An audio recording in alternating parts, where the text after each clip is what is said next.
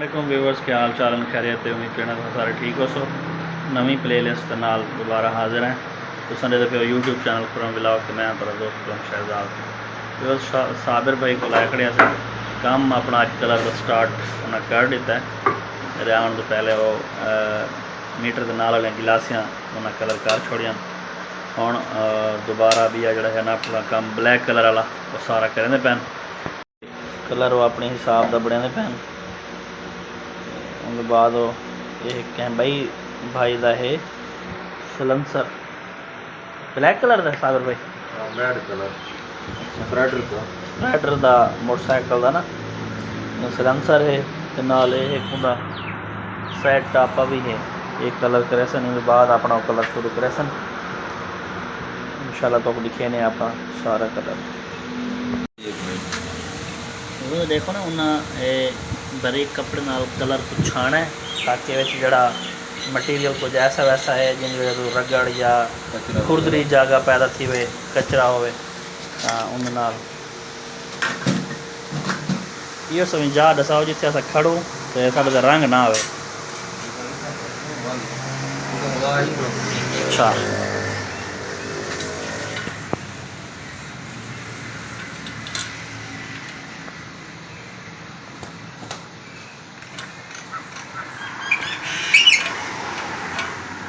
ये viewers टापा sad टापा ते चिमटा अपनी मोटरसाइकिल का पे कोई ब्लैक कलर मारना चिमटे को बाकी को सिल्वर ये हैड भी ये हुण मरे में पैन ब्लैक कलर।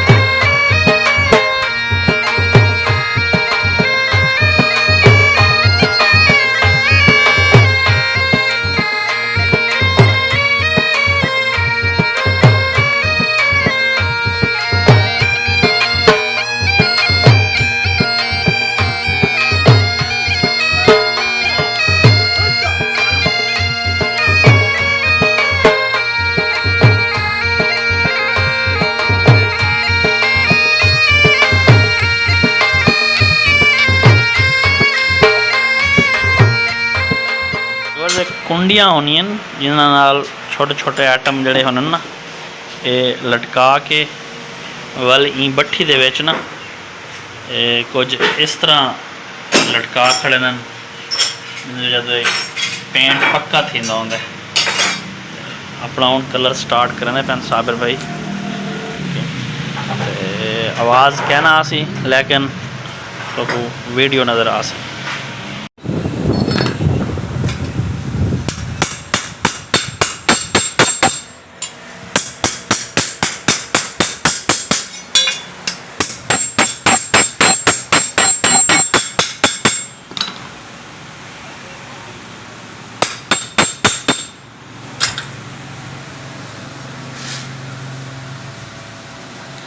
इनकी कोई रगड़ाई मगड़ाई नहीं थी सकती।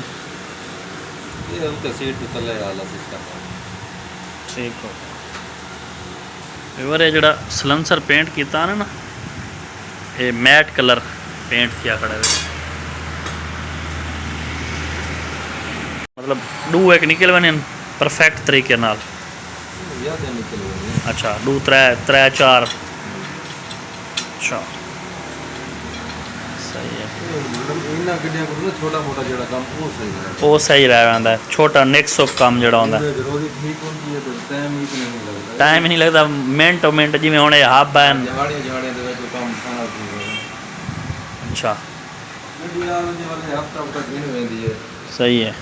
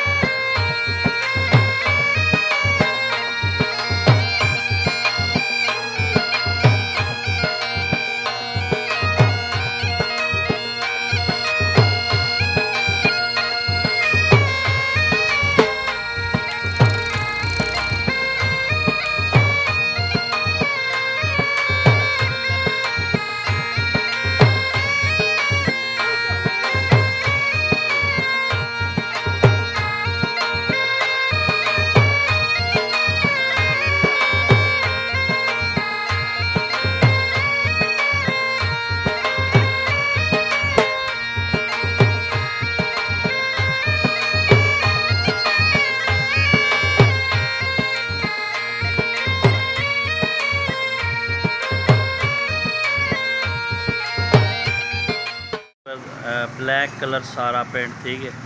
हुण रह गया पिछा सिल्वर कलर का, सिल्वर कलर के वे इंशाल्लाह भाई स्टार्ट करे सन, तो सिल्वर कलर भी केसों आप दुकान में।